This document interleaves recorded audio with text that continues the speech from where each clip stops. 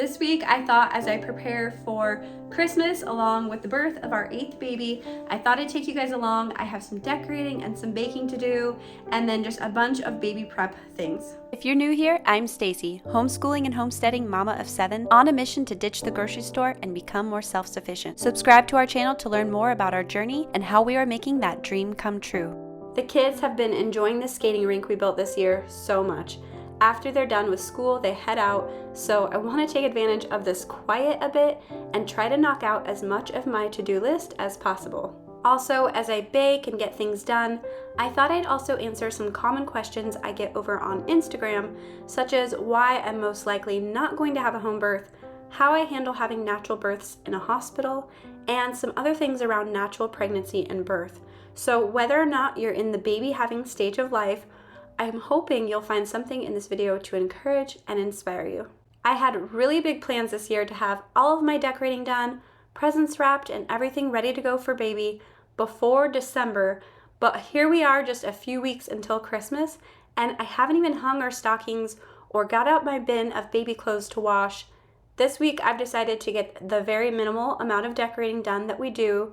We don't do a tree or lights or anything, so it really is just a few touches to make it feel like Christmas, and some fun things we put out for the kids like our Christmas books and this nativity set that they like to play with. And then I really should get the baby prep done, and I'm hoping to squeeze some holiday baking in alongside that. By the way, this nativity set has been a hit for many years, and it makes it super special that it only comes out at Christmas time. As I've shown before, my ruggable rug is one of my minimalist decorating hacks. I put the Christmas colored cover on, which instantly brightens up the kitchen.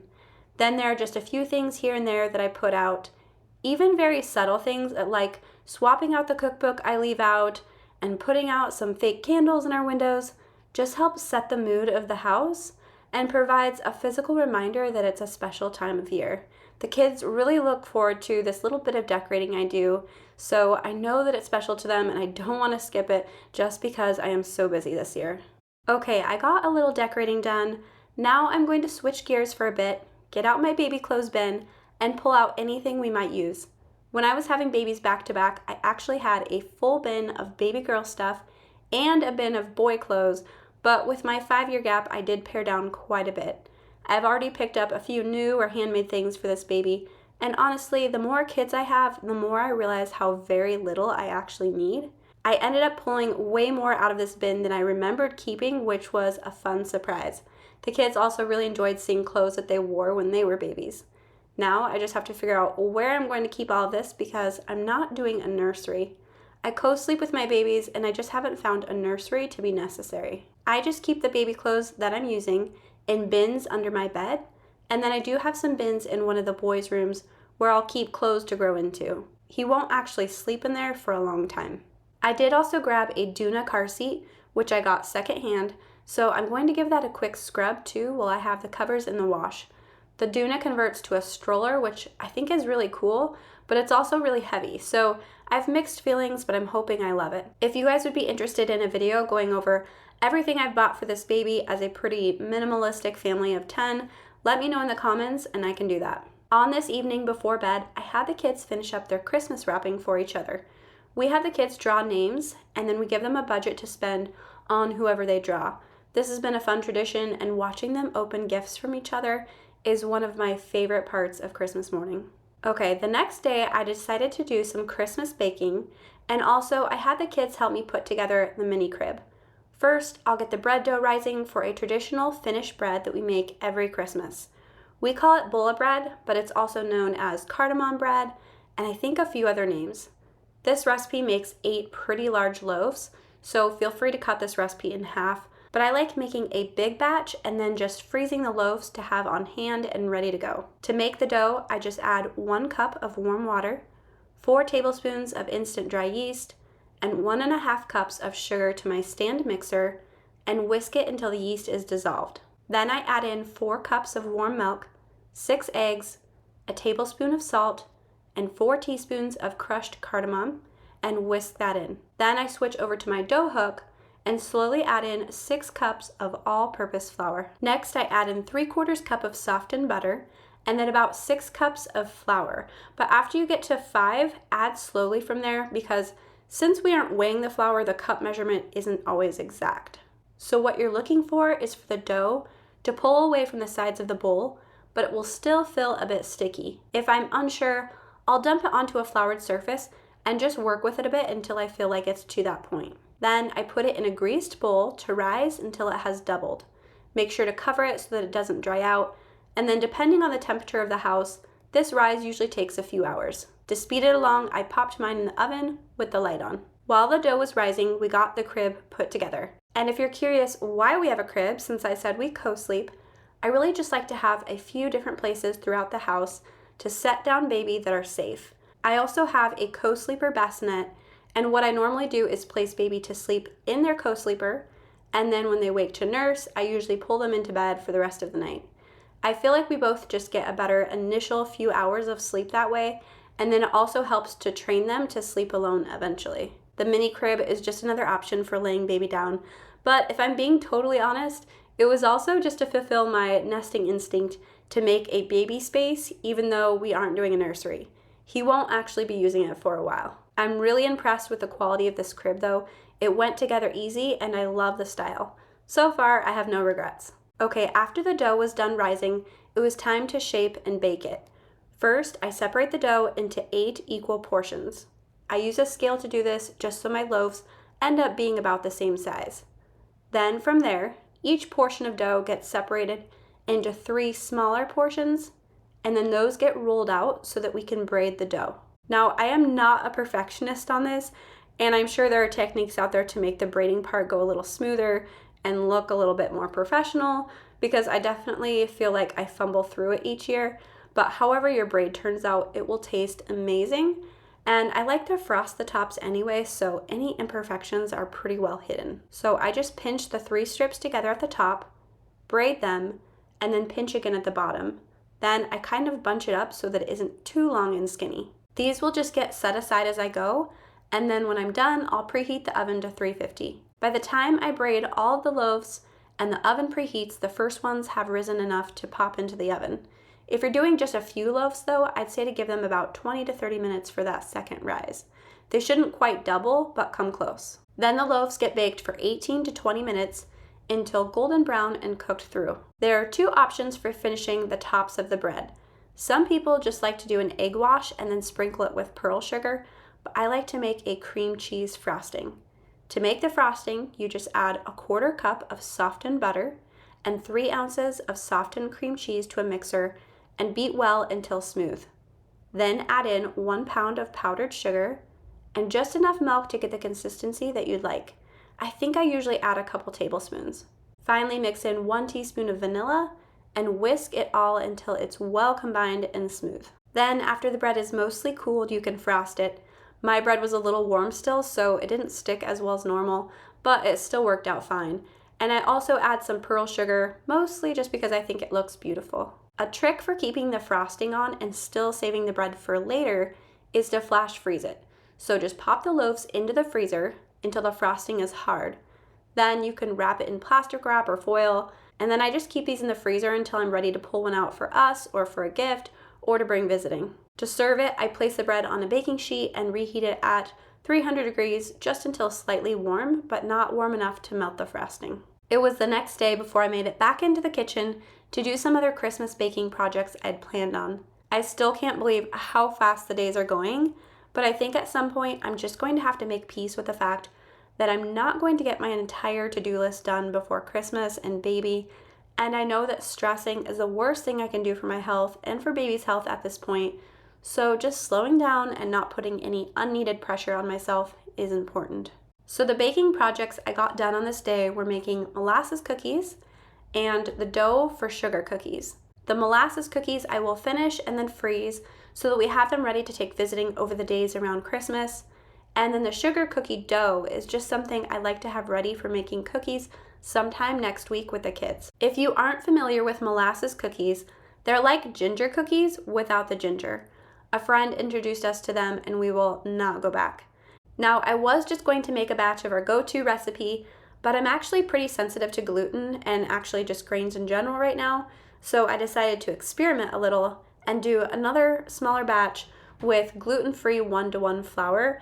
And spoiler alert, it turned out wonderfully. So you can do this if you're gluten-free. Now, I want to put in a little side note here. If you are baking for someone who is actually celiac, you cannot do it the way I'm doing it here. I made regular cookies first, and then I mixed up the batch of gluten-free cookies. And there's a lot of cross-contamination probably happening in my kitchen right now. And that's not a concern for me because I'm not that sensitive. But just a heads up that if you were to bake for someone who is truly celiac, you cannot have any risk of cross-contamination in your kitchen. I will put the recipe for these molasses cookies in the description. And then, like I said, I just subbed 1-to-1 gluten-free Bob's Red Mill gluten-free flour for the regular flour, did the recipe exactly the same, and they turned out great. Okay, as I continue to show making these cookies and dough, I figured I would answer some questions about my upcoming labor and birth. Now, I know I don't owe anyone any explanations around our decisions, but I know I personally enjoy hearing other moms' experiences around birth, so hopefully this conversation is helpful to someone. Okay, the most common question I'm getting is, why is a crunchy mom like me not planning a home birth? This is something that is very popular, especially on Instagram right now, and I am all for home birth, but there are two main reasons why I don't believe I will be going that route. First of all, I have underlying health issues that make it a bit more risky, and I also don't know of a home birth midwife in our area that has a great reputation or that aligns with my values. Now, I'm not saying there isn't one, I just haven't come across one. Options around birth are pretty limited in a small rural town unless you have a midwife that is willing to drive a ways. On the bright side, our hospital here is great about encouraging natural births. They actually have not even been giving epidurals for very long. They're a little bit old-fashioned, which is actually great, and they don't have a high rate of intervention, so that played into my decision as well. With that said, my hope is to labor at home as long as possible, and with this being baby number 8, I'm also mentally and physically prepared for an unassisted birth just in case things go quickly or we get a blizzard or something. I feel like if birth progresses normally and quickly, then an unassisted birth doesn't really scare me. But if I get to a point where things are moving slower or I'm just ready for support, then we'll head to the hospital. If you are either planning a free birth or just want to be prepared in the event that you end up with one, I highly recommend a book that I will link in the description. So the other questions I've received have been on birth preferences and having a natural hospital birth. So first of all, I feel like these are very personal decisions, and I'm not going to go into details on anything because I'm not a medical provider, so I cannot give advice or anything like that. But what I can do is share a bit on how we navigate this and some resources that you can use to do some research and make the best decision for your family. So first of all, when it comes to any sort of testing during pregnancy, the litmus test for me is, does the risk of testing outweigh the benefits, and what would change in accordance with the results? So for example, I'm not going to do first trimester screening because I don't see any benefits. And the argument that knowing that your baby might have a genetic condition that will allow you to prepare mentally doesn't sit well with me because I know with my nature, it would just provide unneeded stress during a time when stress can be very detrimental to both mine and baby's health. I've also seen that testing can be wrong, and then it's really a waste, so that's a hard no for me. Another test that is commonly done during pregnancy is a gestational diabetes test. The drink that they usually have you drink is not something I would ever put in my body on a normal day, and so to me that just didn't make sense. Now, there are healthier options for basically doing the same test that you can order online. Most providers don't use these healthier options, but it might be worth looking into. For me though, even the insane amount of sugar that they tell you to consume all at one time was not going to work for me. So what I did instead was use a glucose monitor to check my blood glucose levels at specific times throughout the day and over the course of several weeks. And I did work with my doctor on this so that we were on the same page and she was comfortable with my numbers. And this option was risk-free while also making sure that I wasn't becoming diabetic. Then at 35-ish weeks, there's usually a test done for group beta strep. I'm not going to try to convince you one way or another on this one, but I will say this. You can be swabbed and be positive one day and negative the next. And if you're positive at 35 weeks, A course of ampicillin is generally administered as a precaution during labor. Getting it will require you to be hooked up to an IV. The antibiotic is often uncomfortable or even painful in my experience, and no one seems to acknowledge the fact that IV antibiotics is not without effect on the body. There are risks and side effects that you are then going to be dealing with while both laboring and then dealing with a newborn. I never thought much of this until I suffered serious GI issues following my last birth, and when I started looking more into it, I realized that most of the world does not agree with this blanket recommendation of preventative antibiotics, given the pretty small chance of your baby getting sick from GBS overgrowth at birth. There are natural protocols out there for preventing it in the first place, and then of course monitoring baby after birth for things like a fever is a way to make sure it's caught quickly in the case of an infection. Again, this is a very personal decision, and I'm not an expert, but I encourage you to do your research. One very important thing I recommend everyone do is make a birth plan that you will bring to the hospital and states your wishes. There are templates online, but things like please don't offer me pain meds or I do not consent to my baby getting eye ointment, etc. are some examples of what I have on mine. Know too that you have patient rights, including the right to refuse treatment. So if you don't want an IV in labor, you don't have to have one. Now that may mean that they also won't let you have an epidural or something that requires an IV, but just know that you have a right to make these decisions. And if anyone denies you those rights, ask them for the charge nurse and to see the patient rights handbook that all hospitals have available. Okay, the last thing I'll touch on is having a natural labor in a hospital setting. I have had epidurals, I've had failed epidurals, I've had natural births or no pain medication births, I should say, and I've also been induced. So I've avoided an epidural, even laying in a bed on a Pitocin drip, which is what they give you to start an induction. With this baby, my hope is to obviously avoid an induction if possible. This wasn't always possible with previous births due to serious risks, but of course, avoiding an induction would be the first step in not going down that path of interventions. With that said, having a natural birth on Pitocin is totally doable. So here are my quick tips for having a peaceful, natural birth after having 7 kids, whether you are laboring at home or in a hospital being induced. Number 1, if possible, labor at home as long as you can. Once you get to the hospital, the monitoring and the clock watching begins, and even just the adrenaline of showing up at the hospital can slow down labor if you're not far enough along.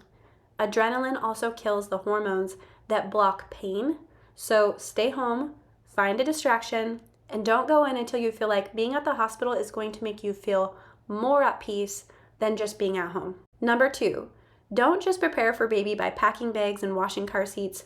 Mental preparation is a huge help towards having a positive birth experience, no matter how it ends up going. Read books like those written by Ina May Gaskin, watch natural birth videos, listen to positive birth stories, and then one thing that has really helped me is practicing relaxation and birth hypnosis, as it's called.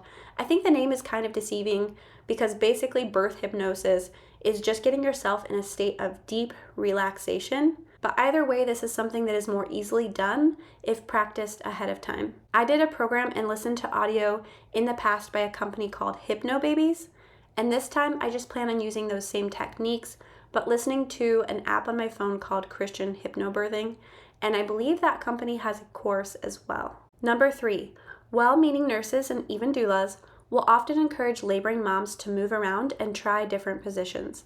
This might be helpful if things aren't progressing, but I feel like most of the time it's counterproductive. You need to be able to relax fully, and for me, lying on my side was the best way to do this.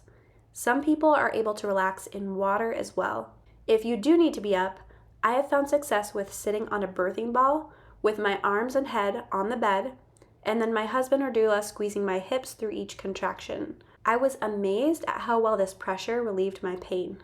Number 4, when things get intense and you feel like you can't do it much longer, remind yourself that this is a normal feeling that comes right before the pushing stage. You might need your birth partner to remind you of this as well. One thing my husband has done when I've gotten to this point was to encourage me to just get through 10 more contractions, and then I could get pain meds if I wanted. Having a finite number made those next contractions much easier, and my baby was born before we got to 10. Okay, number 5 might be a little bit controversial, but my tip is to feel free to tune out advice from nurses and doctors that goes against your intuition. Get in the zone, and if they say, don't push, but you feel the urge, push gently without saying a word. If they say 1, 2, 3, push hard, block all that out, unless of course your baby is in danger or there's a medical need to move things along. Just go with what your body is doing naturally. I recently learned that several women have delivered babies in a coma without anyone knowing. This is amazing to me, and it really just proves that our bodies have this handled with or without any effort on our part. Okay, that's all the advice I have for you right now. These cookies are ready to go into the oven, and then with the dough, I will just freeze the dough in a flattened circle so that as it thaws, it rolls out easily. Of course, nothing beats using real flour, but I thought that the gluten-free ones turned out so great that I will be continuing to make them for myself for as long as I seem to be sensitive to it. Okay, the last baby prep item I want to get done this week is to get my hospital bag packed. I've never gone earlier than 38 and a half weeks, and I'm about 36, but it still feels good to get that done. So the things that I pack are my own labor and delivery gown and bathrobe, which is a game changer in my opinion. It's not just that it's comfier, but it also helps me feel not so much like a sick patient, and if I'm moving around, the back isn't flapping open, yet it still has all the snaps to make everything easy to get to if need be. And then I pack 2 pairs of comfy clothes, including comfy nursing bras without any wires or anything. I personally love taking a shower right after birth and getting real clothes on. It just makes me feel human again. Then I also have basic toiletries and shower supplies. This time I also packed some of these incontinence underwear. I've heard they beat the undies the hospital provides, so we'll see. I also pack disposable nursing pads because my milk usually comes in right away, and nipple cream because I found that being proactive about this saves a lot of pain as you adjust to breastfeeding. Then I have earbuds for listening to my birth hypnosis and affirmations tracks during labor, and a few baby outfits because I also like to get my babies dressed pretty soon after. We do skin to skin, but otherwise I just prefer my own clothes over what the hospital provides. A baby blanket, which the hospital again does provide, but I like to have my own. And a roller bottle of clary sage essential oil, which is great for getting a sluggish labor going. My husband will also probably throw in a pair of sweats, some toiletries, and a change of clothes, maybe a few snacks as well, even though we don't live far from the hospital, just so he doesn't have to run home for these things if we end up being there a while. I also have made a last-minute list of the things I can't really pack yet, but I don't want to forget on our way out the door. This is our first time not needing a babysitter when we leave to have a baby, so that is huge. I feel like arranging the care for the other kids was a huge stress around the birth experience, especially since we have moved here to Wisconsin where we don't have any family. But now our big kids can just take over day or night whenever the time comes.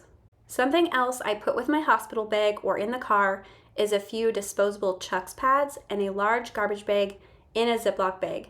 This is my car kit, so when it's time to go to the hospital, I can protect the seats in case my water breaks. Okay, I can mark packing my bag off the list. Now just a few presents to wrap, and I think I have just about everything ready for Christmas and baby. I'll probably focus on getting the house clean and make a few freezer meals next week, and then hopefully just take some time to slow down and enjoy the season. I hope you found this video helpful or encouraging, and I'll see you here next week.